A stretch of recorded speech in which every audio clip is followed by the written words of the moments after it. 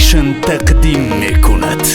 очам ба умед бачами ай غریبی ای оча بیا احوالی بچه تبو بین 10 سال میشود باره نرفته خبروم از دوری من بیماری قلب پدروم 10 سال میشود باره نرفته خبروم از دوری من جگر کباب مادروم از دوری من جگر کباب مادروم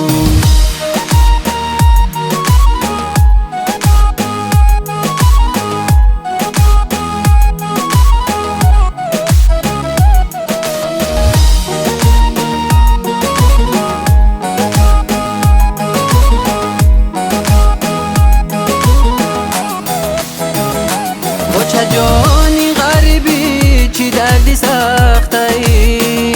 درونی پنجره تاریک و سرده ای بیکن در نمازت هر دم دعایم بیکن در نمازت هر دم دعایم خدا خواهد از این جام برایم خدا خواهد از این جام برایم در این دنیای دل سردی ای دوستم با من چی کردی آخر بدیت نکردم چرا کردی تو نامردی طفلکام یتیم میمونه اونها رو کی میخورونه در آن دنیا چی خواهی گفت ای دوستم خدا میدونه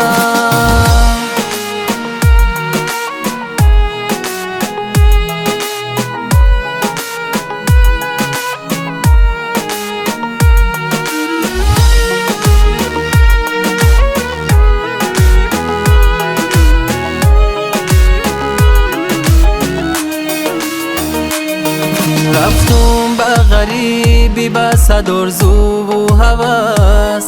دوستی جانیم تهمت کرد و شدم محبس ای آچه جان تنهایی کرده دلگیرم در درونی من بس از خنکی میمیرم ای آچه جان بیا از اینجا بگیرم در درونی من بس از خنکی میمیرم در درونی من بس از خنکی میمیرم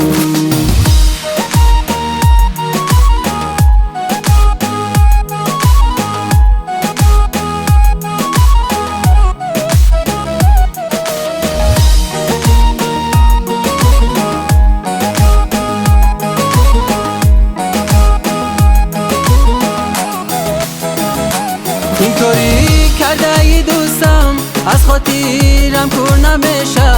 میکنم اکنون گدایی از وطنم دور نمیشم این کاری کرده ای دوستم از خاطرم کور نمیشه میکنم اکنون گدایی از وطنم دور نمیشم اگر میروی غریبی این را بیدان که تنهایی با دعای پدر مادر و بریزای خدایی